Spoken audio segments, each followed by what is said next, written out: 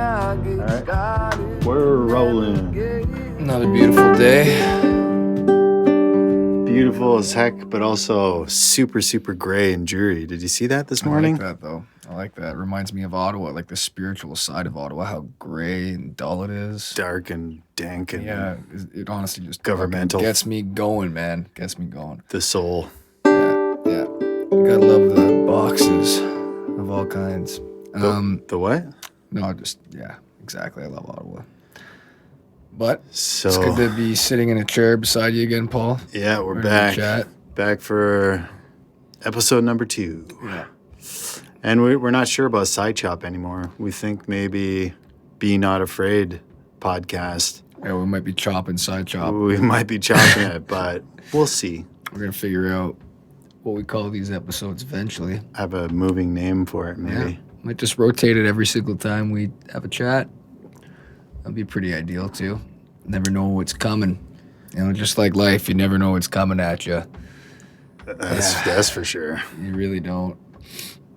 I just got back from a little trip, per se. We didn't really plan out what topics we were going to be discussing tonight, but honestly, there's a plethora of interesting things to chat about, as always, because a lot of things are always happening on this planet. I was actually reading a really interesting article the other day, and this is such a long topic to discuss, but I'll briefly touch upon it with you, because obviously, like, we're having such rapid advances in AI. Like, you guys don't even know if this is me and Paul chatting anymore. This could just be clones of us developed through the interweb. But that's gonna drastically good-looking clones. Yeah, damn straight, better than usual. But alter our society so substantially, like within the next decade. I was reading online, they think like there's going to be over 100 million people laid off. So like a lot of people are honestly going to be losing their jobs. Like anything that has to do with digital data entry, that sort of deal. If you're not hands-on, your opportunities are slim, man, slim. And that's like even really highly specialized individuals. So that's bleak. And that's what I'd like to talk about, because, like, you know, everyone's like, oh, it's going to be so good for us. It's going to make life so much easier. It's like, yeah, but everyone, like, your purpose is your purpose. And a lot of the time people have their purpose as their occupation. So you have that taken away from you. You're like, oh, it's convenient. It's like your life is meaningless all of a sudden. And, you know, I think we really need to start pushing back on scale against the mass implementation of artificial intelligence across the board, because, you know, I don't think there are going to be as many jobs created as they say there will be as a result of this revolution in technology. And if you don't have a whole lot of passion and purpose beyond your occupation, it's going to be probably significantly worse than when you were locked in your home during COVID, you know? You know what I'm fucking getting at? Like, you don't have a job, you got a 15-minute city that you are living in, and people, you got to realize that Ottawa, Brockville, Kingston, Toronto, all these cities are already marked as 15-minute cities. So this is not some, you know, out of sight statement. Like that's what's happening. You know, they really do want to keep you in a certain jurisdiction for the environment, right? Controlled. So, like, herded in, controlled. It's kind of like digital colonial super state or something. Yeah, we were talking about gray at the beginning of this podcast. That sounds like a pretty gray and dull existence. You know what I'm saying? Yeah. I think about how we are supposed to push back against, kind of the system, push back against culturally something that we don't believe in, or all the various things that we need to push back against. And how do we do that, especially with more and more computer stuff, more artificial intelligence, pushing back by being more human, by doing more like what, doing more human stuff, being more taking those things that were You know what I mean? Like taking your thunder back in a way. Like, Your mojo, your life. well, it's like your life. Well, what is your purpose? That's a good question to think about. Like, what is your job in making money just to keep on buying stuff or paying for mortgages? Is that the purpose, or is there bigger? That's what the system wants. Yeah, because that's what keeps the system running. People that are willing to got to question operate within it indefinitely and never really. Well, it's like, what is the motivations of the system? What is the motivations of us as humans and as people that are friends and community members and family? I think the purpose of the system, if we're talking about from like a literal sense, like it's so that we develop a society in which we collectively all adhere to certain rules and regulations, and we band together to take care of others. Like not actually, I mean like to fight others and like take care of our own. Like it goes back to tribal, right? Like that's what society's all about. Right. Then you got these people at the top that like, when a society gets too lavish, it's like any society in the past, when you get too rich, like that's when we see the decay, and that's when those at the top like just, live opulent lives of decadence and steal everything within that society, and then eventually dip out, and then that society dissolves and falls to others who are more developed and professional and put together. It's like Age of Empires. You build that empire, then you start to do well, and you're conquering and all that, and then after a while you get lazy and the taxes stop coming in, and then you fall to the barbarians. Yeah. Or we artificial intelligence, robotic hordes. Or reconnect with the land and in the spirit of being kind of like having humility and humbleness to our existence and our place, instead of be blown out and everybody want to be a billionaire or something. Man, who wants to be a millionaire? You know what I'm saying? Yeah, million's not enough. You need 100 million or a billion at least. 1 million shekels. 1 million billion rupees. So, on that note, let's just like be thankful for what we do have with our little house and this stuff that we're doing. We have an interesting guest today. We're going to call him soon. Jody from Thunder Bay, who started a sober bar. And our buddy Kyle, I guess, was there maybe yesterday, the day before, playing a show there. And I saw some pictures of just he's putting on events. And I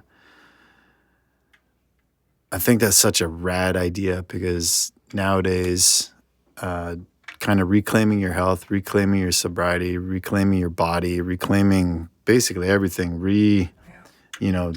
decolonizing yourself, unmatrixing yourself. Same thing to me, the same principle. It's like releasing the shackles of what have been putting on us and indoctrinated into us. Yeah, not destroying ourselves any longer. Not just numbing ourselves out because we don't want to deal with the, reality that faces us when we actually have to own up to the life we've been avoiding all along. It's just really taking self-responsibility.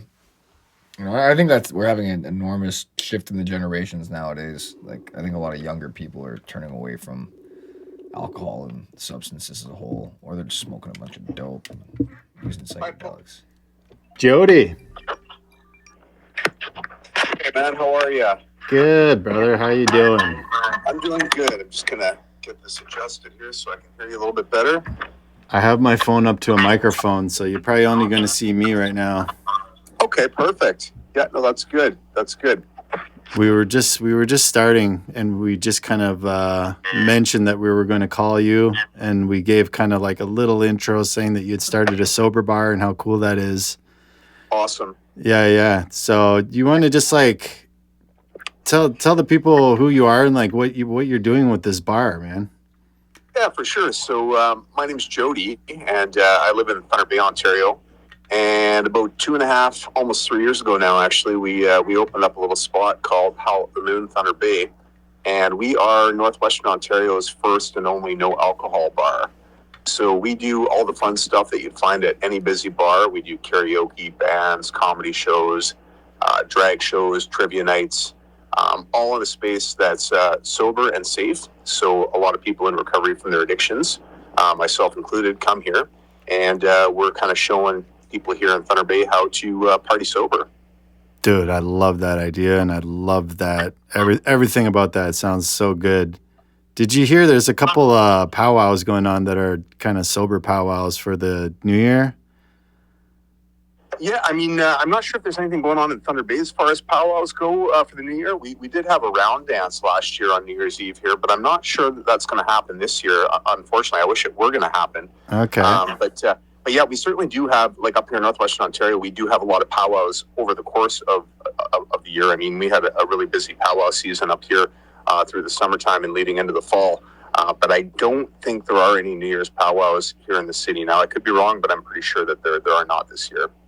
Okay, cool. Yeah, that's something I've been thinking a lot about myself, and I'll show you Brandon over here, who's like my co-host. Hey, Jody, how are you, man? Howdy. I've been on the sober train for 9 years now, and Brandon's on for a year and a bit now. Congrats, guys. That's incredible. I try to encourage and just like promote it, and the good health and the balancing act, and how much peace and joy is available once you kind of turn the ship around and start to look inside and start to figure out, why we're doing these things, and healing from some of the stuff that's gone on with us, and the whole 9 yards. But being a musician and playing in Ottawa and playing drunken shows for most of my career, and being in bars and everything, where I started to feel like, man, this is like totally not a good artistic place to play. I don't feel good being here. I don't feel good being ripped off by the kind of music, quote unquote, industry with like bars, and it's all about beer sales, and everything is just kind of like a drunken mess, where it's like, why are we practicing and putting our heart and soul into art, and then coming out the other end being in this environment that's like totally polluted and nasty, pretty much, Yeah, I totally understand. And, I just add to that a little bit. Like, we have a lot of sober shows here at Howl at the Moon, Thunder Bay, and I think people are finding it really refreshing to be able to take in like live music or comedy, or even to sing karaoke in a venue that isn't serving beer and liquor. In a sober setting, it's the energy is just a whole lot different. It's more positive. It's just a way better way to enjoy live entertainment. I'd also add, guys, that I can relate to the bar scene, because I spent my whole entire working life working at some of the busiest bars and nightclubs in Ontario. Actually, I grew up in Southern Ontario, and I spent over 30 years behind the bar. And actually, towards the tail end of my bartending career here in Thunder Bay, the very last 10 years, I ended up working sober behind the bar, but in the inner city ghetto area of Thunder Bay, at a really, really busy dive bar. And I lost a lot of friends in that last decade of my bartending career to overdoses, gang violence, just people's bodies breaking down from years and years of substance abuse. And along the way, I decided that, I got tired of going to funerals, and I got tired of losing my friends. So I decided that it was time for me to sober up too. And I did. And I continued to bartend. I finished out the last probably 7.5 years of my bartending career sober.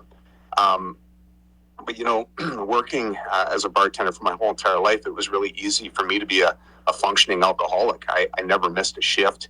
As a matter of fact, most of the time I was encouraged by my employer to drink and party while I was working. But more fun that way. You're getting more tips. What I started to see, guys, was that after I'd gotten sober, sometimes what would happen would be that my friends would come to me because they knew I'd gotten sober, and I was never preaching sobriety from behind the bar, but people did know that I decided to get sober, and sometimes they would come to me for a little bit of advice and guidance, because a lot of times my friends and regulars who were coming to visit me at this really busy dive bar, like they didn't know anybody else who was sober. Their whole entire family, their whole group of friends, everybody was using drugs and alcohol. So, it wasn't uncommon for people to come up to me and say, "Listen, Jody, like I'm thinking about getting sober, but I don't even know where to start. I don't even know where to start." And that really was kind of an interesting and awesome tail end to my bartending career the last 7.5 years, because I got to do some harm reduction work from behind the bar, essentially in a really shady part of town that kind of is I'd say like ground zero for Thunder Bay's drug and alcohol crisis, right in the inner city ghetto there. And the owner of the bar I was working at, he didn't mind, because he had actually lost his daughter to an overdose a few years prior. So he knew that I was doing harm reduction work from behind the bar, but I think it sort of like maybe eased his conscience a little bit too. And he knew that, if there was a couple of people that I could maybe help get out of there, that, there's no shortage of new people showing up who are looking to party and drink and buy beer off of them. So yeah, and like, I'm just telling you this story because I wanted to give you a little bit of context. And what would happen sometimes when I was working there was sometimes my friends would leave and get sober, and I was always happy when they did. But a lot of times what would happen is weeks or months later, I'd see some of those people who had gone and gotten sober, I'd see them walk in through the front door of the bar that I was working at. And, even before they knew it, I already knew that they were going to relapse, because, there was no way that they were going to stay sober in a bar setting, especially that particular bar. But they'd come up to me right away because they could tell that I was concerned about their sobriety. And, I was worried about them relapsing. And they'd come up and say, "Listen, Jody, like, don't worry. I'm going to just drink Pepsi or coffee or whatever the case may be. And the only reason I'm here is because I miss the social. I miss being out. I miss being around my friends.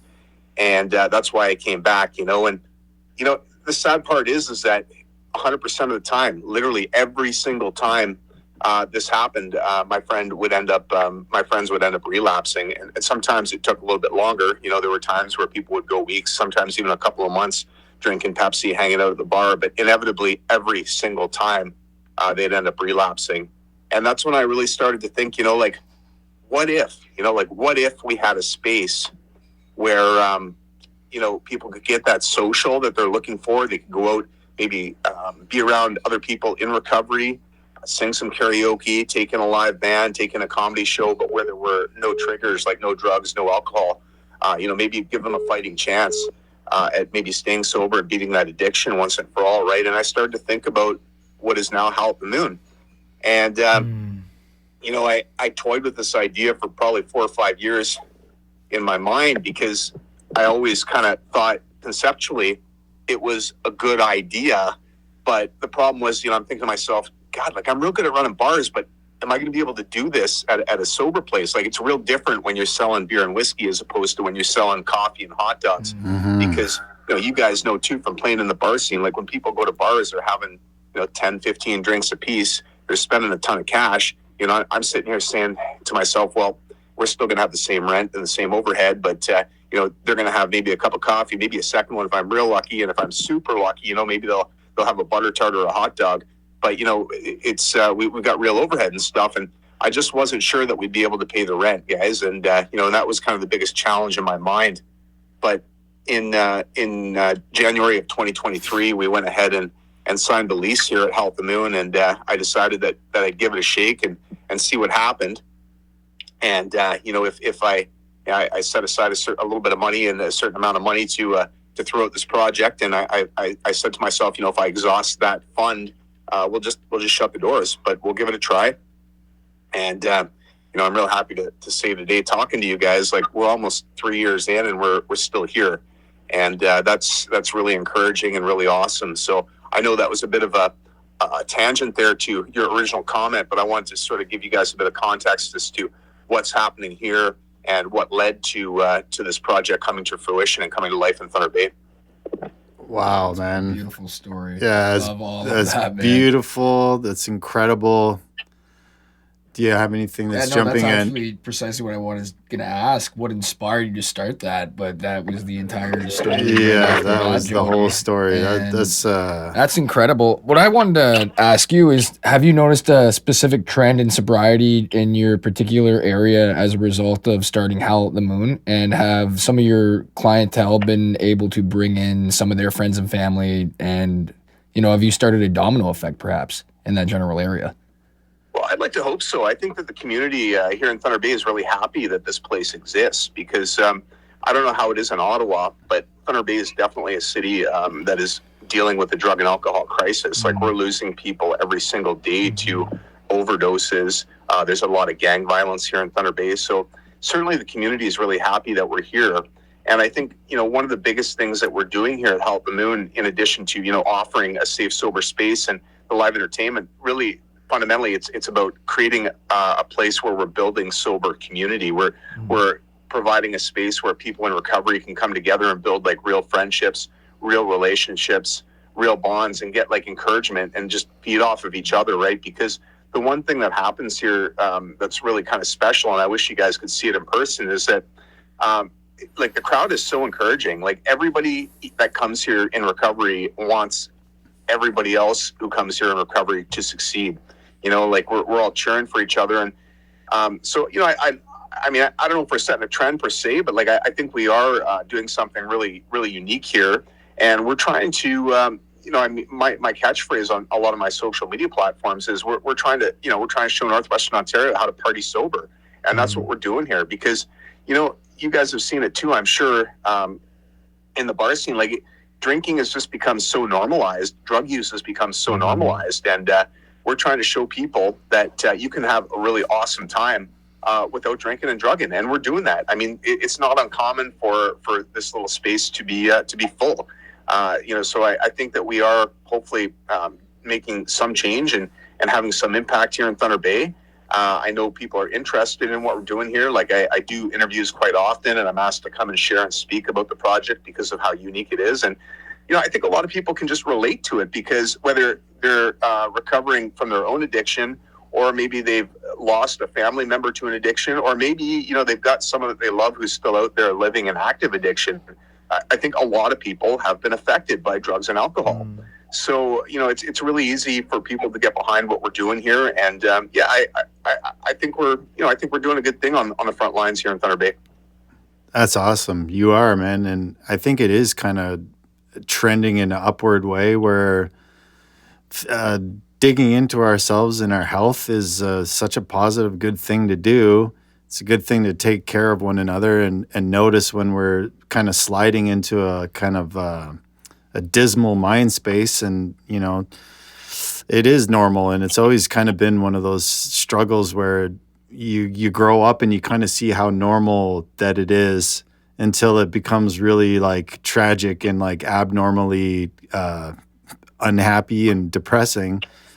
Yeah, And you wonder, like, after all these years, like what took so much, or sometimes you can't even change, but luckily sometimes you do change and for the better, and then hopefully kind of maybe leave an impression with like some of the people around you. But I know that was one thing I was aspiring, and it's like inspiring to hear your story to like offer something where there's like, I do like an event at my house where I was doing kind of like a sober recording thing where I was like, just something to have community and people that could gather in a space that does feel safe and creative and cool, and be like, hey, yeah, we're doing like good work for ourselves, and what better thing to do than like art, to help kind of alleviate some of the stuff that we're going through, the sadness, the pain, the hardships of life, and all the stuff that got us to where we are, when it's like, we were using crutches and using drugs and alcohol for all these different reasons.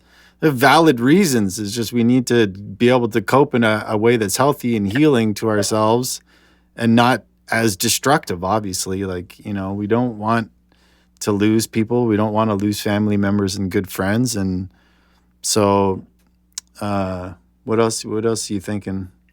Well, no, I hear what you're saying, and obviously, taking care of yourself and really moving towards a sober life so that you can actually discover who you genuinely are and stop putting off Yeah. the work that you've been meaning to do your entire life, because we don't really realize, but we're not only causing ourselves and those around us immense pain with our addictions, but we're also distracting ourselves from our life. Like what we want to be doing, all our goals, we're putting that all on hold. Yeah. Definitely. And I was going to ask Jody, like, have you noticed a specific demographic entering Howl at the Moon? Is it younger, older? Because I have noticed among some of my friends, not a whole lot, I'm 28, and some people are starting to accept sobriety at a much younger age.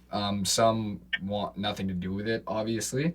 But I think the younger generation is starting to trend towards at least not drinking alcohol as much. And right off the bat, the fact that you guys don't sell any alcohol and you guys operate a bar, like that's the most difficult thing. And I'm so happy that you guys have been able to pull it off, because that's like all the overhead is going into alcohol at restaurants. That's how they're paying their bills and everything. So the fact that you've been able to develop and maintain a really strong community is astonishing, because I don't think we have anything like that in Ottawa. No, we need something Yeah, like well, that. like I said, like I mean, a big part of the challenge early on was just trying to figure out whether we'd be able to really make this work financially, because you're absolutely right. Like in a bar setting, there's plenty of room for profit. People are often spending, I remember there were nights where I'd spend 100, 150, 200 bucks a night when I go to the bar, right? Like Easy. nobody's coming to Howl at the Moon and throwing that kind of cash around. I mean, I'd say the typical guest who comes here, spends between, $5 and $25. Now, to answer your question about the age, it's actually really kind of interesting. Like we have a lot of youth who come here for sure, which is encouraging, because they have a lot of fun, and we're kind of trying to show them that they can have a lot of fun sober. Certainly, there's a lot of pressure for them to go out and drink and drug, especially here in Thunder Bay. So it's always really awesome to see youth, and we do have a lot of youth who come in here. But we also have we've got elders who come here too. We've got ladies and guys in their 70s. Wow. Some of them have become like local celebrities here at Howl at the Moon. Nice. It's awesome. So we've really got that whole age range covered, and everybody in between. So it's not just any age demographic. It really is all ages in the truest sense of the word. Like it's not uncommon to see like 16 and 17-year-old kids in here, singing karaoke alongside. We've got Sue, for example, who's over 70, and she's in recovery from her own addiction, and she's like kind of a grandma figure in here, and we all just sort of party sober together under one roof, and it's just awesome to see that. I think the one thing that we all have in common is that we've been affected by addiction in one way, shape, or form. Maybe some of the youth, not so much themselves necessarily, but maybe someone that they love in their family, whether it's an older sibling or a parent. Although we do have young people who show up here who identify as alcoholics and addicts in recovery, and that in itself is really encouraging, because when you see people in their 20s coming in and acknowledging that they have a drinking or a drugging problem, and they've gone ahead and taken the steps to get sober and are interested in maintaining their sobriety. I mean, to me, that's amazing, because when I was in my 20s, maintaining my sobriety was the last thing I was thinking about. I just wanted to drink and drug. But I think it is changing, and I think you guys are right. Like, I think that there is a movement. I wish it were maybe a bigger movement or a faster movement, but I think we are working in the right direction. And I think that the best thing we can do is sort of lead by example and sort of break that stigma that, you have to have drugs and alcohol available to have a good time. It's just not true. And you guys know that. I know that. And I think, like, with alcohol and drugs too, like, as older people, like, we can kind of see it because we've lived it already. But, alcohol, I've heard some of the elders talk about it as a spirit, and I believe it is. And like it makes all these promises, like, I'm going to be fun. I'm going to make you more social. I'm going to take any pain that you're carrying away. It makes all these promises, right? And people get excited about it, and it's like trendy and cool and fun to drink. But what they don't see till later on is like the broken families, the arguments, the damage that it does to relationships. They don't see that till later on, and that's the real ugly side of alcohol. And, when I talk about that alcohol spirit, I often think of like a really slimy used car salesman, like it's making all these promises to you, and then it just turns around and just fucks you over, right? And that's kind of how alcohol is. And so it's really refreshing to see that there's a movement among like people of all ages, but especially young people, to maybe chase after that sobriety and that good life, that good sober life full of purpose early on. And then one other thing that I wanted to comment on, which you had mentioned there, was that reconnect to art, and just reconnecting with things that we used to love and that we were really good at, or that we enjoyed doing, that really fed our spirits on a deeper level. A lot of times we put that stuff on hold when we're using, and Howl at the Moon is like a really awesome example of people reconnecting with their artistic side. Like, I'm not an artist, but we've got probably, there's got to be over 100 original pieces of artwork on my walls in here, mostly done by artists in recovery from their addictions. And I love art, even though I'm not an artist. So like, to see some of my friends who are artists in their sobriety reconnect with their artistic side, and some of the things that they can create is unreal. Like, some of the paintings in here are just like unreal, and it's awesome to see them reconnect with that creative and artistic side in their recovery. That's awesome, man. Good to hear that. How was did Kyle play yesterday? No, he's playing tonight, actually. Oh, so, sweet. His show is upcoming. Pretty busy day for me today, because we actually had NAN, one of the divisions of NAN, had their Christmas party here today, which was awesome. So they had the space booked for a private event. And then, I wanted to do this interview with you guys. And then we've got Kyle coming in. I think his show starts at around 8 o'clock. So I'm really excited to see him. I met Kyle originally up in Nisquamiga. I've been to that community a few times now. And it's awesome. And it was really an honor to meet Kyle up there at the summer powwow this year. And we connected, and he reached out and said that he'd be passing through Thunder Bay in December. And, we managed to find a date that worked for him to come and share his musical talents on our stage here. And I'm excited about that tonight. So awesome, man. That's great. Kyle's a nice guy, man. I really like him. He's a really good songwriter too. Good musician. He really is. This is going to be my first time seeing Kyle perform live, but when we met up in Nisquamiga, he showed me some footage of some of his performances, and he's super talented for sure. Cool, man. Well, we might need to do a Howl at the Moon Ottawa version, or another place. For the future, man. We need something like that. That's something that we could put our heads together and try to create something like that. Great idea, guys. Like, I think that, like, truthfully, every city could benefit from having something like this, like a dry establishment that's committed to sobriety. And the thing is, like, it really does take someone who's kind of passionate and committed to the cause, because if getting rich is important to you, don't open a dry bar, because for a long time when I was working the bar scene, like I always wanted to open a bar, and I came real close a few times, and I probably would have made a lot of money doing it, but opening a dry bar feeds me in a different way. It certainly isn't making me rich. I mean, it's lean here, even though I said we've been open for almost 3 years. It's lean, and I work a lot to keep the lights on here, and I have a small army of volunteers who realize that I don't have a huge budget, but they just kind of believe in the space, and they believe in what's going on here, so they help. And that's everybody from my karaoke hosts who come in and work pro bono, to my musicians who come in and perform pro bono, my comedians who come in and perform pro bono. I've got people who come in and help me sweep floors and don't ask for anything. I've got girls who come in and help me clean. It's just incredible. We've got elders who come in and volunteer and share their knowledge. So it really is like in the truest sense of the word, a community project. And without the support of community and people who kind of believe in what's happening here, there's no way I could do it, because if I had to hire a staff to run this place, like, there just isn't the money to do it. I barely pay myself. I just take enough from the project to pay my home rent and buy a few groceries, and that's it. And the rest just goes right back into keeping the lights on here. Right. And having said that, I didn't open it to get rich, but it certainly does feed my spirit. And I know we're making positive impact here in Thunder Bay. But I think, just going back to the original part of the question, the reason you don't see more Howl at the Moons or similar projects is because it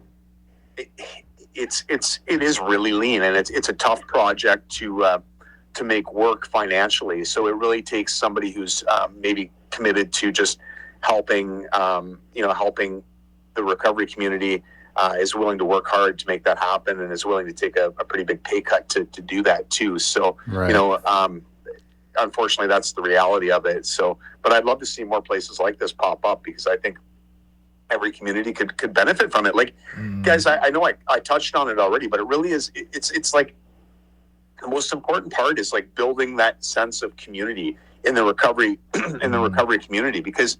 Yeah, there's meetings for sure, but meetings are only an hour and a half, 2 hours long, and then after you leave the meeting, what do you do, right? Like most cities don't have like a social venue. Yeah, you can go to Tim Hortons, but that's not the same. Like this is really a project that's completely committed to sober living, sober community building, and and helping the people to stay on track in their recoveries.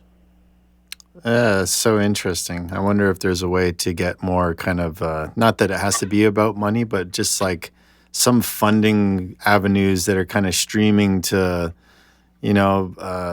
community kind of building projects or some sort of things where it would help with, with paying a few staff or whatever, No, but the way you're doing it right there, Jody, that's a awesome environment. It's symbiotic, right? Because you don't realize what you're giving people either, and that's what like they're more than happy to come back and help you out, man. Because you don't realize like what you started in that regard too is nourishing so many people, right?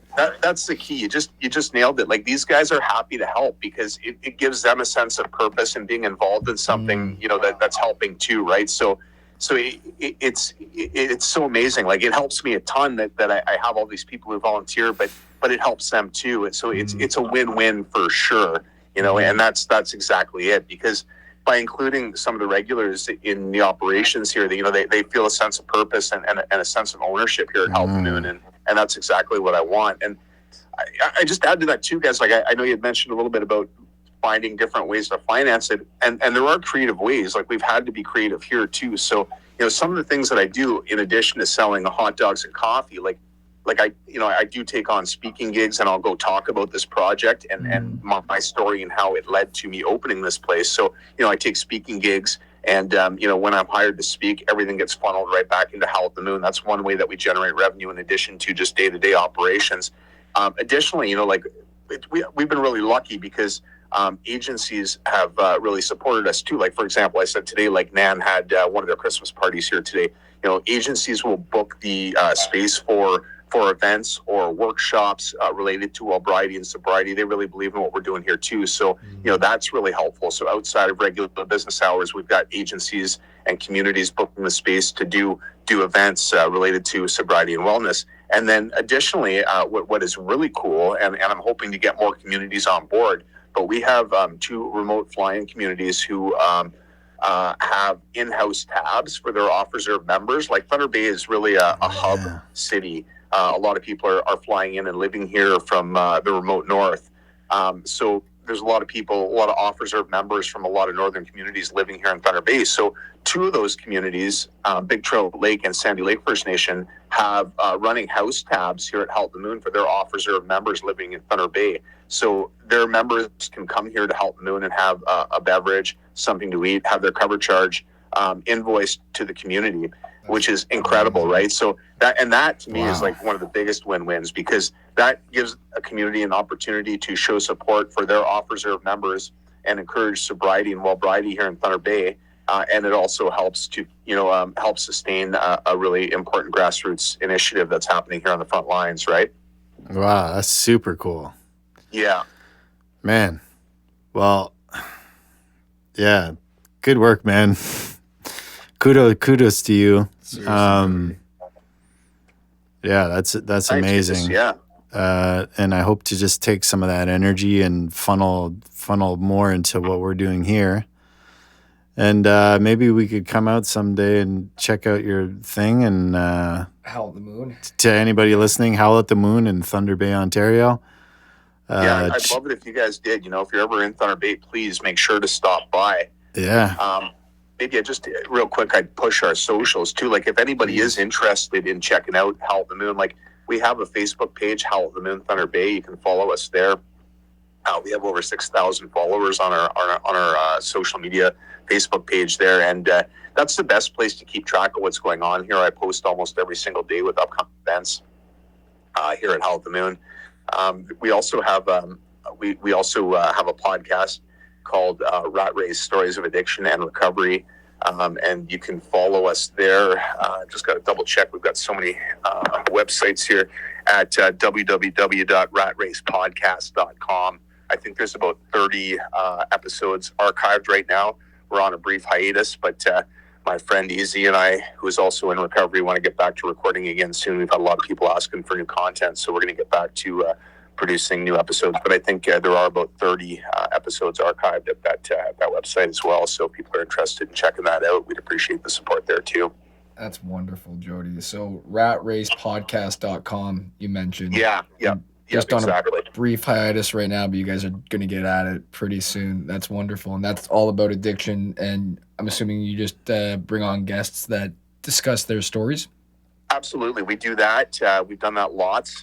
My story is shared there as well, my personal story. And one of my best friends, AZ, his story is there as well. He's my co-host. Wonderful. We have interviewed quite a few people about their journey from addiction to recovery.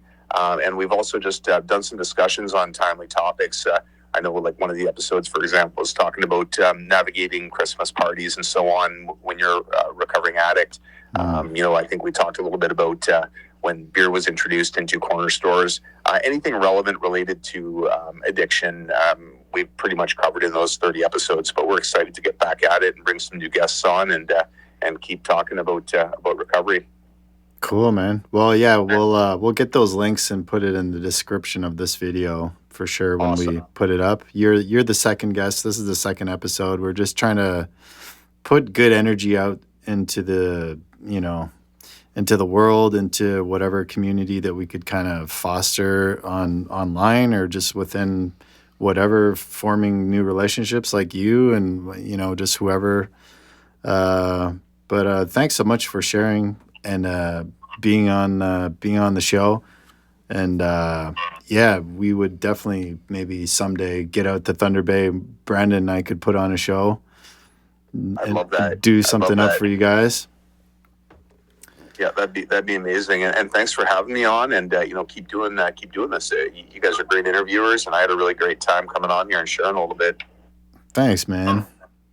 Yeah, man, your story is incredibly inspirational, and I really do think like the energy you're putting out there right now, in the future, you're planting the seeds for what's going to come, because I really do think that there are waves spreading across like human consciousness, because like we've like throughout millennia been addicted, like it's just been only recently have we all started to come to the realization that consuming copious amounts of alcohol and drugs is not only terrible for our health, but terrible for our minds, terrible for our spirits. And 100%. Like just like you were mentioning in Thunder Bay, like obviously the addiction out in Ottawa is terrible too. And you were saying that it's really bad in Thunder Bay, but it's terrible across Canada right now. And so many people have lost their lives. Like COVID opened up such a bad maelstrom for people to not have access to one another, and became so reliant on substances just to numb the pain. And I think a lot of people are realizing that now, and really it's all coming full circle. And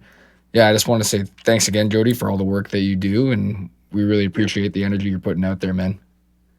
Awesome. Thank you very much, guys. I appreciate the opportunity to share a little bit, and hopefully we can stay in touch. I think you and I are connected now, Paul, on Facebook there. So keep watching and reach out anytime. And if you guys do decide you want to maybe try and put something like this together, even if it's just sort of like a once in a while kind of thing, like I'd be happy to brainstorm with you guys and share some of the ideas and things that have worked with for us here in Thunder Bay. So just reach out if you ever need any good conversation or maybe a little quick consult. I'd be happy to do that.